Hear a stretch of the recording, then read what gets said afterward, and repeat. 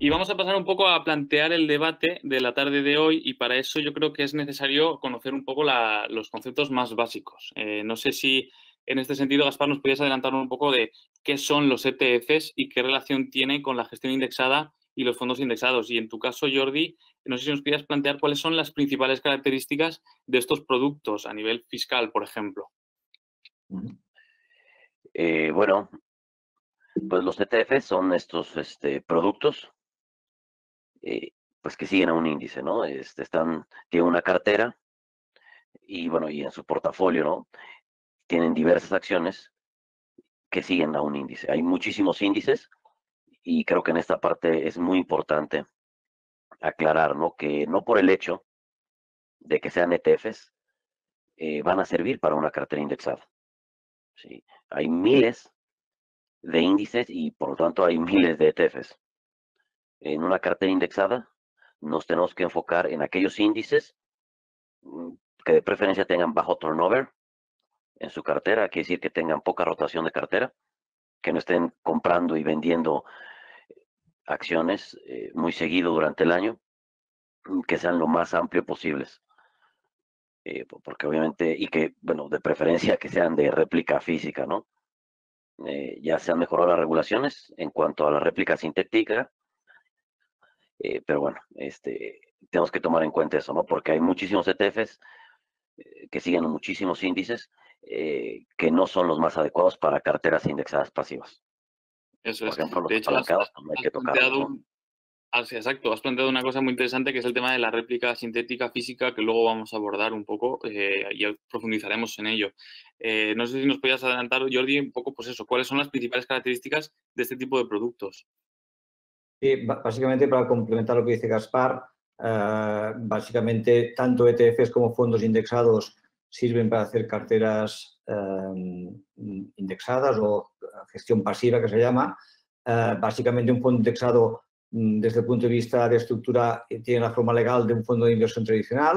La única cosa que en vez de comprar compañías específicas, pues compran todo el índice de forma pasiva, ¿no? Digamos, y lo que tiene es un valor liquidativo al final del día. Un fondo indexado o cotizado es conceptualmente lo mismo en general, aunque después vemos que hay algunos que no es el caso. Y la única cosa, la gran diferencia es que tiene, en vez de tener un valor liquidativo al final del día, al cotizar en bolsa, tiene un valor liquidativo que se actualiza constantemente en el mercado. Básicamente, por eso se dice que el ETF es un híbrido entre un fondo de inversión y una acción. Lo que decía Gaspar es cierto, la diferencia fundamental es que hay ETFs que no son gestión indexada, es decir, con el tiempo, aunque nacieron para indexarse o replicar índices, con el tiempo han ido apareciendo todo tipo de ETFs, ETFs inversos, apalancados, de factores, etcétera. Incluso hay ETFs activos, con lo cual, si alguien quiere hacer gestión indexada, pues ha de asegurarse de coger ETFs que sigan índices, que son la mayoría, por cierto. Eso es, de hecho, lo has planteado, luego profundizaremos un poco más en eso, ¿no? En las diferencias que hay igual en el enfoque de cómo se ven los ETFs a nivel igual en Estados Unidos y cómo se ven en España, ¿no? Como un vehículo más de indexación, pero no necesariamente, también hay ETFs que son activos. No sé si nos puedes comentar, en este caso, Gaspar, qué requisitos, qué aspectos son determinantes a la hora de añadir ETFs a nuestras carteras. Bueno, hablando de carteras indexadas, eh, yo creo que las principales características a tomar en cuenta, como está diciendo Jordi, pues es que sigan un índice, ¿no? Un índice de preferencia amplio y con baja rotación en la cartera y que obviamente pues no sean activos y escoger muy bien entre la réplica física y la réplica sintética, ¿no? Hay diferentes métodos de réplica física, pero mientras sea réplica física, yo creo que es lo más sugerible. Por ejemplo, digo, hay índices, como estaba comentando Jordi, que siguen factores, que son estas características que encontraron los profesores Fami French, que son características que cumplen ciertas acciones, como bajo PER, bajo Price to Book Value. Y si formamos carteras amplias siguiendo estos factores, pues históricamente han dado buenos rendimientos, ¿no? Por arriba del índice. Yo creo que son detalles estéticos que se podrían añadir en algunas carteras, pero siempre recordando que en los mercados todo es cíclico y que cuando una estrategia que ha dado en el pasado muchos rendimientos o rendimientos altos, entonces se atasca de gente. Entonces el pastel que antes se repartía entre pocos, ahora se va a tener que repartir entre muchos y eso hace que los rendimientos bajen. De hecho, eso ha pasado mucho con el factor value y el factor size, el factor tamaño. Obviamente, pues esto es cíclico, ¿no? En algún momento pueden retomar, ¿no?, los buenos rendimientos. Entonces, para escoger, pues bueno, la fiscalidad, ¿no?, que creo que era la presentación que tenía Jordi por ahí, es importantísima. Pues escoger un instrumento que siga un índice amplio y que de preferencia tenga baja rotación de cartera. Que rotación de cartera quiere decir que no están comprando y vendiendo las acciones que sigue el índice con mucha frecuencia. De hecho, has comentado el tema de la réplica sintética física. No sé si nos puedes matizar un poco qué es esto, qué riesgos tiene, qué beneficios y qué implicaciones. Pues cuando escribí sobre los riesgos de la réplica sintética, sí había regulación, pero creo que no era tan estricta. Conforme han pasado los años, la han hecho un poquito mejor. Yo siempre recomiendo réplica física. ¿Cuál es la diferencia? Bueno, que réplica física, pues el gestor del instrumento, el fondo del ETF, pues compra las acciones, dependiendo, ¿no?, del tipo de réplica física, ¿no? Si es optimizada o...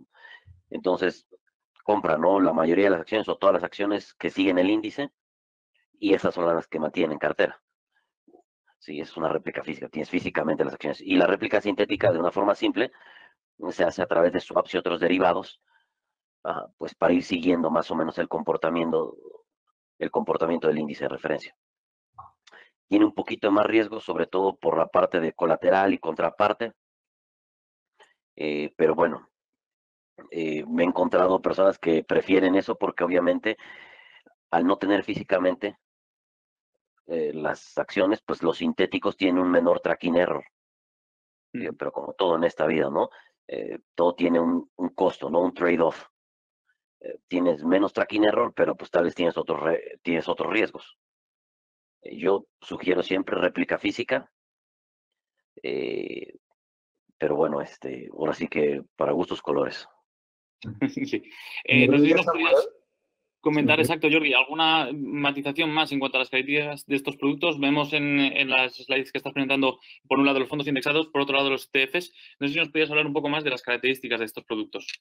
Sí, aquí os he puesto esta presentación, en esta slide, en esta diapositiva, un poco, como nosotros hacemos carteras con fondos indexados y con ETFs, un poco cuáles son las ventajas y desventajas de cada uno. Como decía Gaspar, siempre hay trade-offs, ¿no? Entonces, normalmente el factor que hace que la gente se tire más por los fondos indexados es un tema de fiscalidad. Como sabéis, en España los fondos, en general, los fondos de inversión que cumplen ciertas características tienen la característica de que son traspasables y que, por tanto, tienen diferenciación fiscal.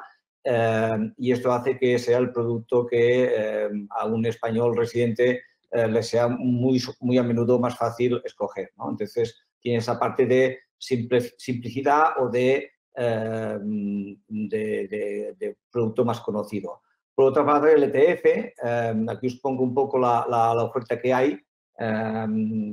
Tiene mucha más versatilidad en cuanto a oferta, tiene mucha más cantidad de oferta y eso permite hacer más estrategias, ¿no? Entonces, ese es el trade-off, ¿no?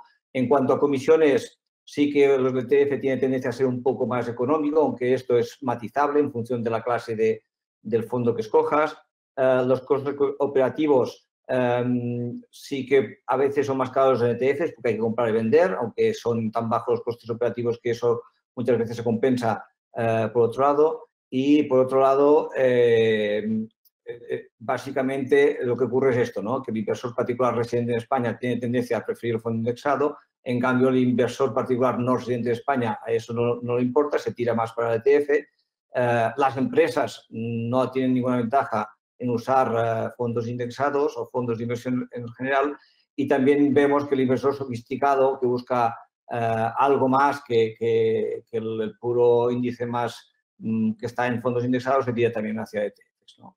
En cuanto a lo que decías, los criterios de selección, nosotros en InvestMe, estos son los criterios que implementamos o que usamos para seleccionar los ETFs o los fondos indexados también. Básicamente, por este orden, sea el TER y los AUMs, el volumen, estos serían los factores más importantes. El tipo de réplica, intentamos siempre que podemos coger réplica física, pero ahí también matizaré un poco de que de alguna manera hemos ido cambiando de opinión porque a veces hay ETFs sintéticos que son muy válidos y después tracking error y liquidez, ¿no? Esos serían un poco los criterios de selección que usamos.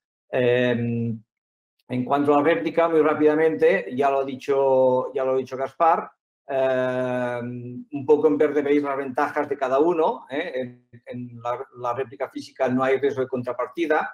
Normalmente, por otro lado, son los costes un poquito más altos que la réplica sintética. La réplica sintética permite a menudo ser que tenga más costes más económicos y a veces, como veis aquí, no encuentras en réplica física algunos mercados que son ilíquidos, ¿no? Entonces, a veces la réplica sintética, en réplica sintética lo encuentras. Muy bien, pues una vez hecho este repaso de qué son estos tipos de productos, qué características tienen, no sé si nos puedes comentar un poco, Gaspar, cómo construyes tú las carteras, que al final es la idea de esta charla, ¿no? Ver un poco el papel que juegan a la hora de crear una cartera. ¿Cómo lo haces tú?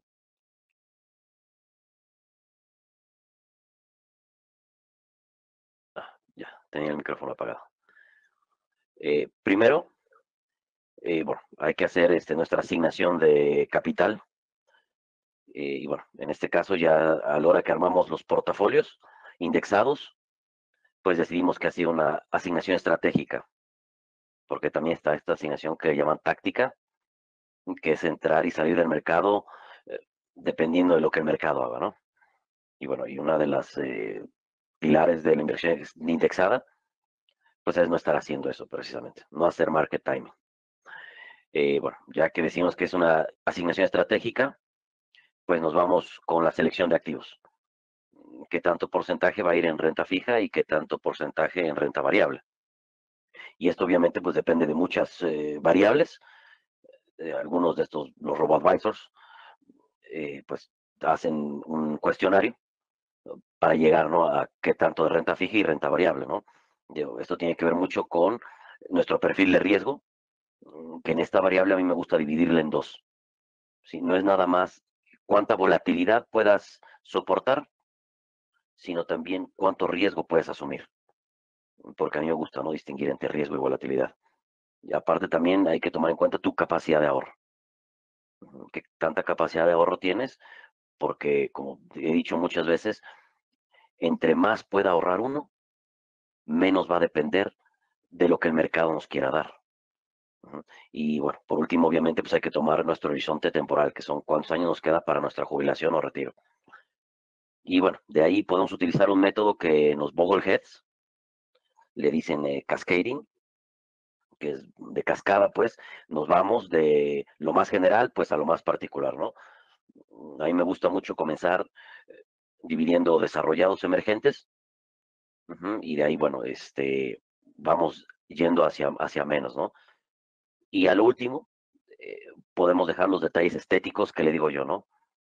Aquí la cuestión principal es comenzar lo antes posible con estos instrumentos lo más amplio posibles y después vamos con los detalles estéticos, que es si le quieres agregar factores, si quieres agregar o poner tal vez mayor peso en un nicho específico como bonos tal vez corporativos, que yo creo que en el caso, por ejemplo, de Europa con las tasas negativas, pues tal vez habría que sacrificar un poquito de volatilidad en el corto plazo para tener mejores rendimientos, porque obviamente los bonos gubernamentales pues están dando muy malos rendimientos.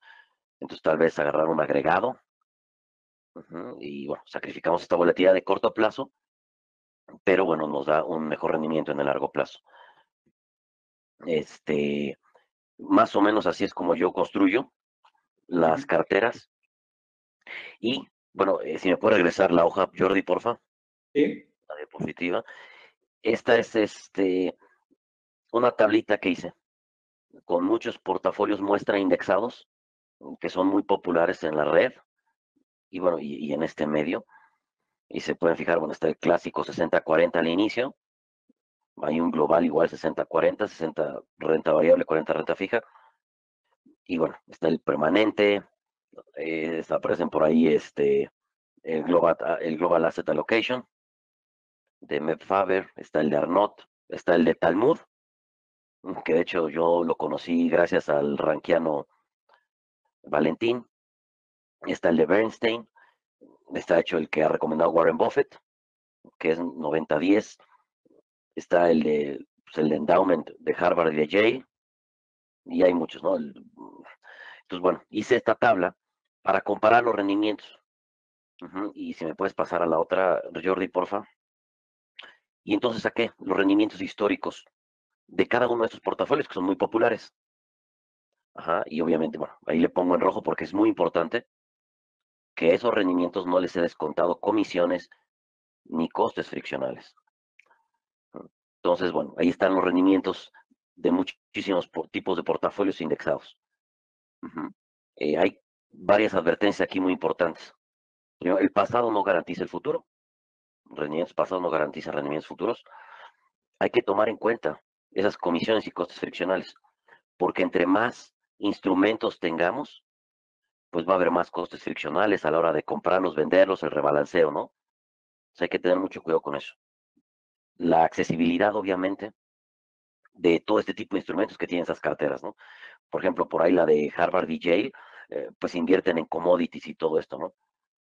Entonces, pues obviamente, tal vez no va a haber instrumentos disponibles para todos. Entonces, bueno, otra cosa es que con las tasas cayendo, pues las tasas afectan a los rendimientos. Entonces, los rendimientos que hemos tenido en los últimos 150 años, tanto en renta variable como en renta fija, pueden verse mermados por estas tasas. Y el ejemplo que podemos tomar, bueno, es el de Japón, ¿no? Que es como nuestra guía en este momento, que lleva pues más de 2 décadas con tasas muy, muy bajas, incluso negativas. Y bueno, y la otra es que recordemos que aunque hay portafolios muy populares, como el de Swensen o el de Harvard o el de Yale, ¿sí? Estos endowments, estos fondos, no meten su dinero en instrumentos indexados. Ellos escogen de forma individual cada activo y por eso tienen buenos rendimientos a veces. Entonces nosotros como pequeños inversionistas, a la hora que nos indexamos, pues obviamente no vamos a estar escogiendo individualmente dentro de cada activo.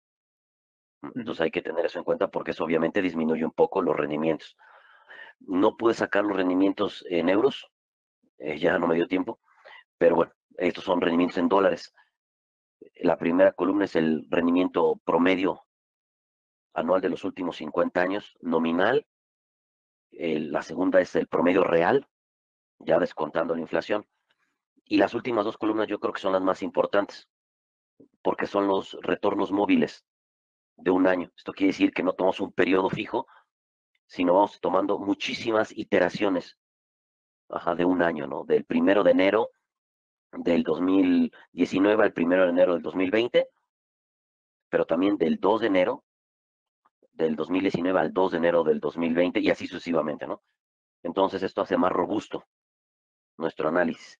Y aquí lo que podemos ver es que los más sencillos, excluyendo al de Harvard y al de Yale, pues los más sencillos son los que dan mejores rendimientos. Y obviamente, pues si le aumentamos los costes friccionales, pues estos rendimientos van disminuyendo, ¿no? Pero entre más sencillos, menos costes friccionales.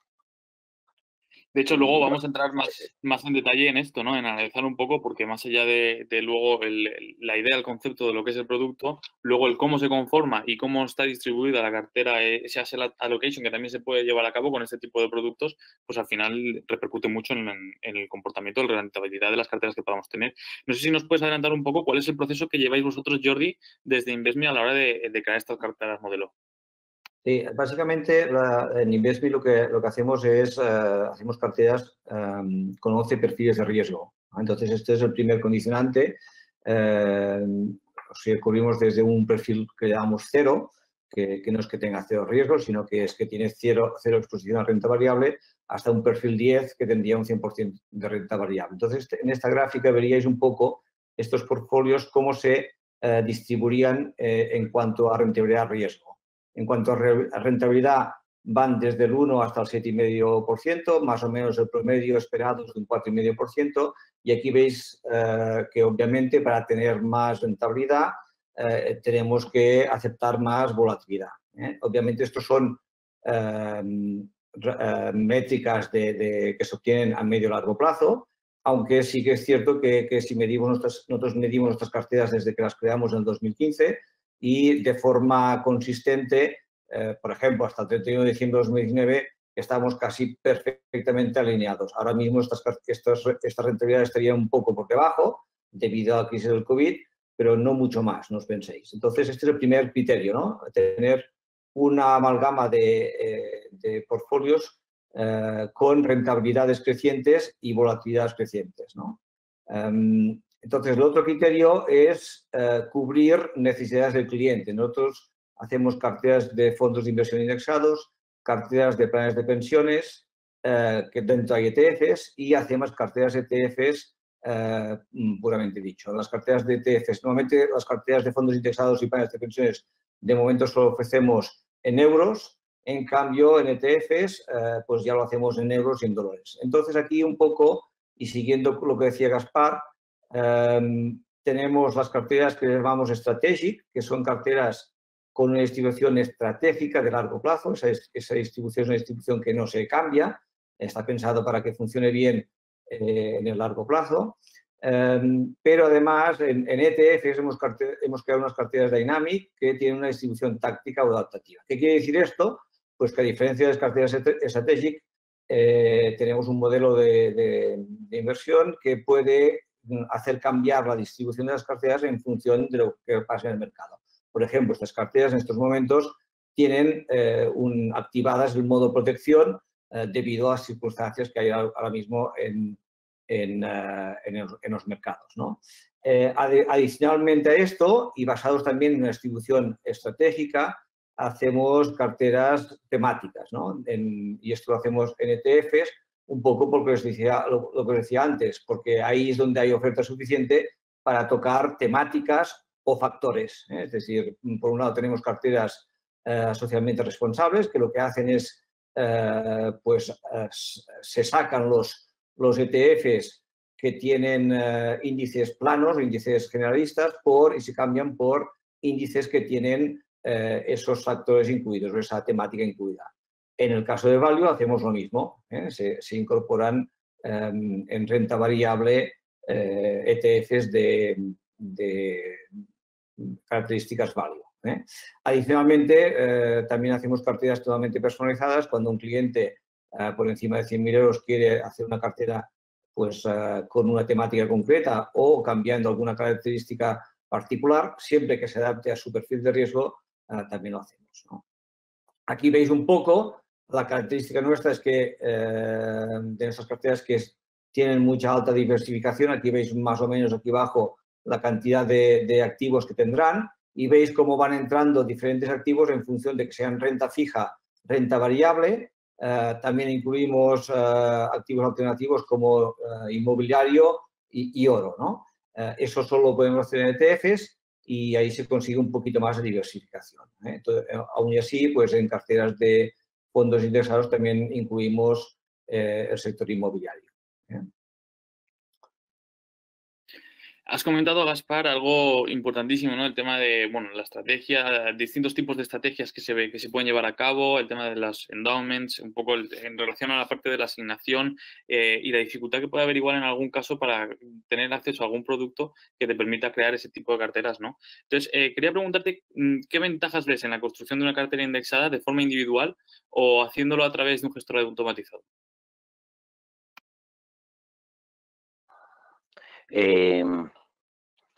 Pues bueno, es que esto depende mucho del tiempo que uno tenga disponible para estudiar el tema y de las ganas y el esfuerzo que le quiera poner.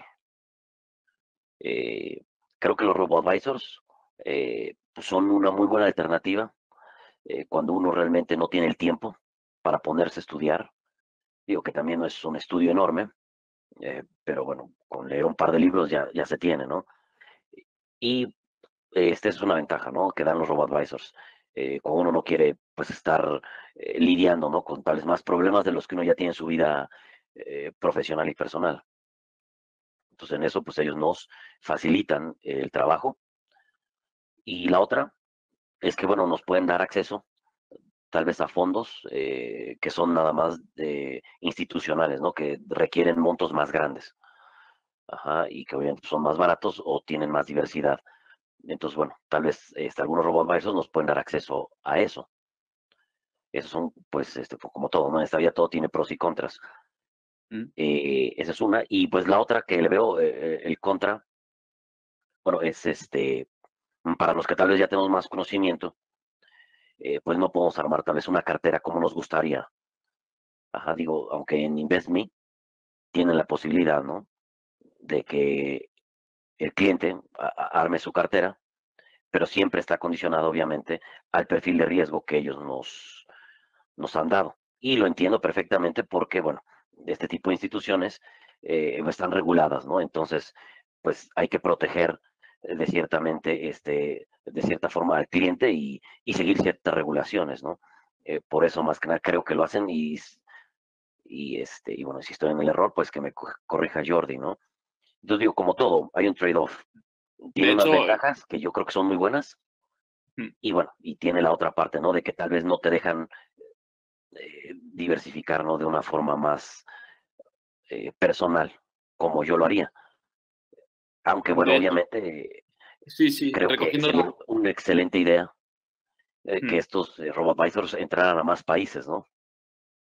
eso es. Eh, Recogiendo esa idea, en relación a una pregunta que nos han planteado también Valentín, lo conoceréis muchos, un forero también Claro. muy importante dentro de la comunidad de Rankia, nos ha planteado en el hilo que habíamos creado para la jornada de hoy, si se plantea ofrecer al inversor particular la opción de diseñar una cartera personalizada al estilo como lo hace M1 Finance en Estados Unidos. En caso de que sea así, ¿para cuándo tenéis pensado realizar algo así?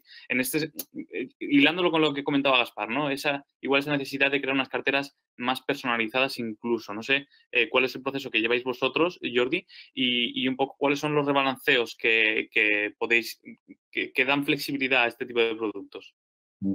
Pues sobre el primer punto, tal como os decía, esto es un servicio que ya disponemos nosotros. Tenemos un servicio que llamamos InvestMe Advance, en que el cliente puede personalizarse totalmente la cartera a su gusto. El único factor limitante ahí, pues es que como nosotros somos gestores de carteras y tal como decía Gaspar, pues debemos cumplir una regulación, el cliente tiene que ajustarse a su perfil de riesgo. Pero a partir de ahí, mientras se establece una conversación con el cliente para ver sus preferencias y se adapta ahí. Incluso en esto llegamos a crear una herramienta totalmente digital en el que el cliente lo hacía. Vimos que eso era demasiado complejo y lo hacemos ahora en contacto con el cliente. Esa es la primera pregunta. La segunda que me hacías, ¿me la recuerdas, por favor? Sí, en cuanto al tema de los rebalanceos, para darle flexibilidad. Sí. Básicamente aquí os pongo cómo hacemos los rebalanceos en las carteras y básicamente y cómo garantizamos que todos los partícipes tengan ese rebalanceo bien hecho. Aquí veis los criterios que usamos tanto para ETFs como fondos indexados, es decir, controlamos la desviación de la cartera que se produce en todo momento. Si esa desviación es más de un 2% o un 3% de fondos indexados, esa cartera se rebalanzaría. En el caso de ETFs también tenemos un algoritmo, como ahí no hay diferimiento, lo que hacemos es aplicar lo que en inglés se llama el Tax Loss Harvesting o nosotros llamamos optimización fiscal inteligente, que es que llegamos a generar créditos fiscales para después compensarlos con ganancias patrimoniales. Eso hace que pueda provocarse rebalanceos puramente por este motivo. Obviamente también rebalanceamos cuando hay nuevas aportaciones o dividendos y eso lo hacemos a partir de 150 euros. Es decir, el cliente puede poner el importe que quiera, pero cuando hay una aportación que suma 250 euros, cogemos toda la cartera y la volvemos a rebalancear completa. es muy similar en el caso de fondos indexados. La única cosa que ahí la optimización fiscal solo la podemos hacer cuando hay retiradas, ¿de acuerdo? Y obviamente cuando hay retiradas también se hace un rebalanceo de las carteras. ¿Cómo hacemos esto? Pues bueno, en InvestMe es un proceso totalmente automatizado, es decir, hay unos procesos, unos algoritmos que constantemente miran qué carteras hay que rebalancear y hay un proceso automático que genera las órdenes, sea órdenes a bolsa en ETFs o sea traspasos en el caso de fondos indexados. Eso lo que hace es que, bueno, pues haya un automatismo y garanticemos que el resultado sea muy similar para todos los clientes. Obviamente el resultado variará más que nada por el momento de entrada en el mercado, pero no por la sistemática. Una pregunta, Jordi. Bien. En este rebalanceo, ¿habría también la alternativa de que el cliente estableciera sus bandas para hacer el rebalanceo, estas desviaciones? Bueno, ahora mismo eso no lo hacemos. Podríamos llegar a hacerlo con el tiempo. No estoy seguro que eso aportara mucho valor, pero sí que se podría llegar a programar. Lo que sí que hacemos nosotros en el caso de tanto ETFs como fondos indexados es dejarle al cliente, por ejemplo, en el tema que os decía del TLH, que sea personalizable. En el caso de ETFs hacemos incluso la inversa. Un cliente puede desear puramente lo contrario, puede desear generar ganancias patrimoniales en un periodo determinado y eso es parametrizable. De momento no hemos visto que sea parametrizable la desviación en cuando se ejecuta el rebalanceo. Y también es cierto una cosa, que el 50 o el 60% de los clientes hacen aportaciones recurrentes, con lo cual eso ya implica un rebalanceo por sí mismo. Entonces, de alguna manera, la cartera casi, en muchos casos, casi cada mes se rebalancea puramente por las aportaciones que genera el propio cliente. Gracias. En relación un poco a esto, el tema de los rebalanceos, también hay que tener en cuenta que esos rebalanceos también entiendo que se hacen en función de una estructura, ¿no?, de esa cartera. ¿Cómo establecéis vosotros, por ejemplo, esa estructura, ese posicionamiento en el mercado? ¿Y cómo ves tú, Gaspar, en ese sentido, esa implicación, ¿no?, de las entidades en aplicar este posicionamiento? ¿Cuál crees tú que podría ser el más óptimo? Hemos hablado, por ejemplo, del tema de la cartera permanente. ¿Hay alguna cartera, alguna ponderación de activos que pueda ser el ideal para los inversores? Pues es que todo va dependiendo a los objetivos y necesidades que quieran cumplir en el futuro. Yo he visto muchos que caen en el error, ¿no? Inversores individuales que nada más arman la cartera y esperan lo mejor. Pero hay que sacar, bueno, pues todo un estudio de tipo actuarial, por decirlo de una forma, y pongo un ejemplo: oye, mira, yo voy a necesitar 2,000 euros a partir de que cumple yo 66 años. Voy a retirar 2,000 euros mensuales cuando llegue a mis 66 años. Entonces hay que armar el portafolio, de cierta forma, para poder llegar a una cantidad que te permita retirar eso. Y es lo que yo explico cuando hablo de los 3 portafolios. Es el portafolio que me gustaría tener, el portafolio que debo tener, ¿sí?, para llegar a mis objetivos. Y el tercero, bueno, pues es la intersección de estos 2 portafolios. Es un portafolio con el que yo me sienta a gusto y que pueda soportarlo y que pueda seguir el curso, ¿no? Incluso en los peores momentos. Y bueno, y el portafolio que me va a dar los rendimientos que yo necesito para cumplir mis objetivos del futuro. Entonces no creo, bueno, en esto de que metamos en un cajón a las personas. Tiene que ser, yo creo, dependiendo de esas medidas. Sí, habrá personas que solamente necesiten un rendimiento del 7% y por eso hablaba mucho de la capacidad de ahorro. Habrá personas que de pronto digan, ¿sabes qué? Es que yo, para cumplir mis objetivos de retirar 10,000 euros al mes, necesito un rendimiento del 20%. Pues, ¿sabes qué? Eso no se va a poder. Entonces, bueno, vamos a tener que pues decir la verdad ahí, ¿no?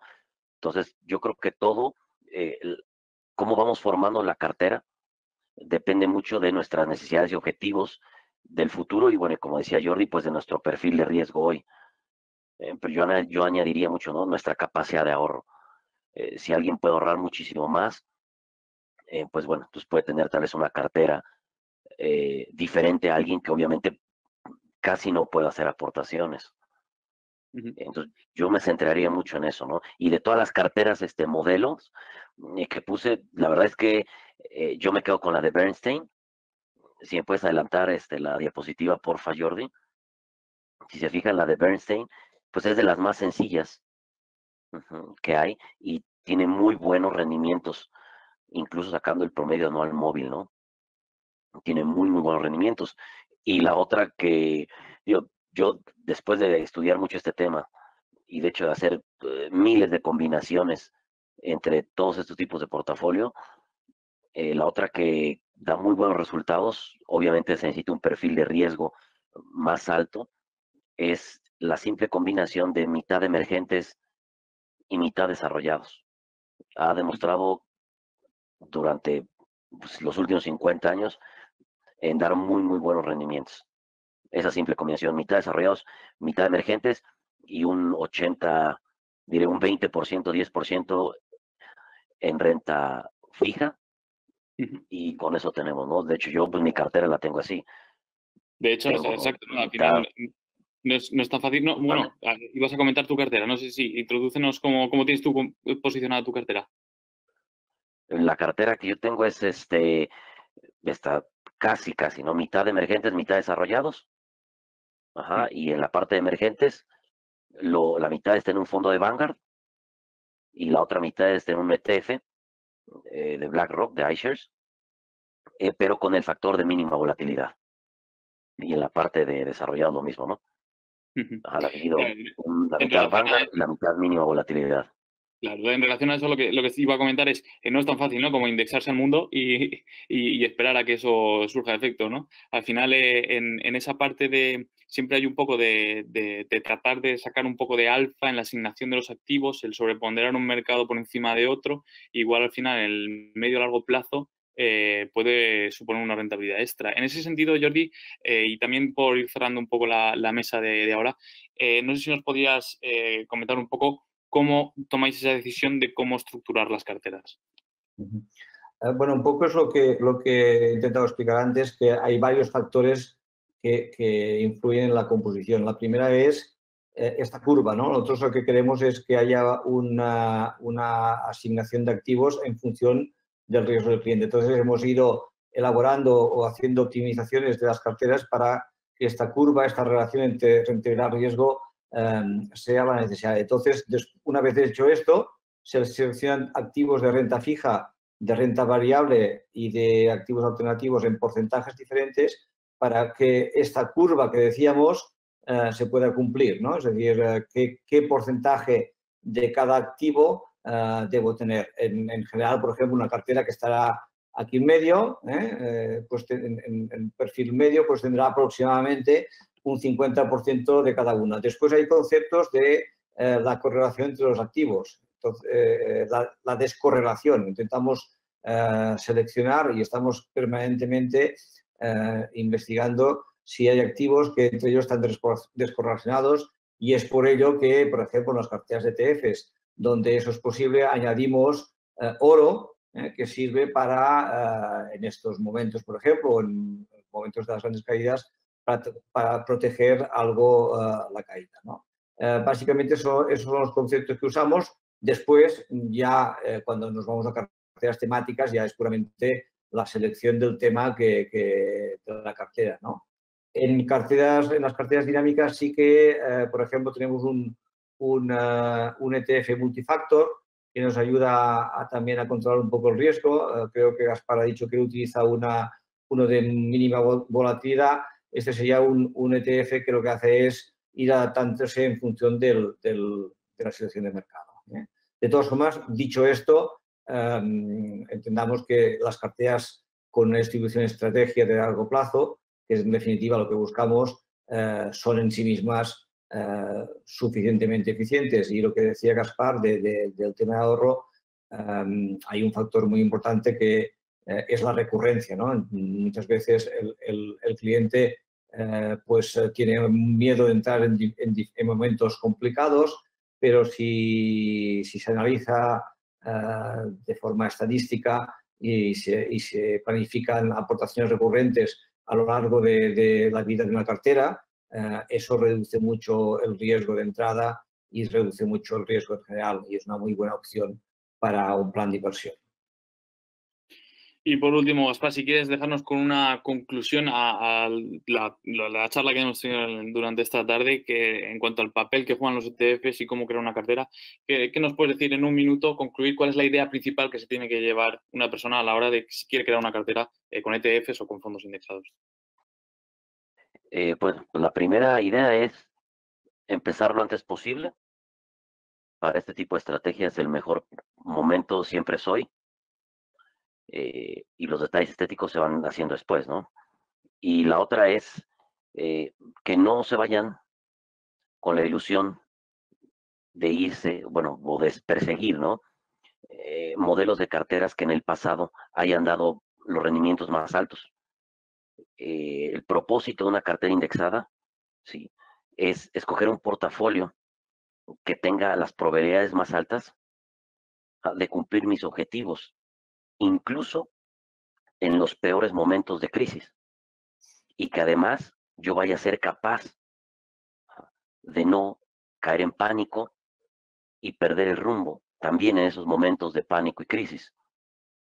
¿Sí? Entonces, escoger la cartera que vaya a cumplir mis objetivos y que yo vaya a poder implantar incluso en los peores momentos.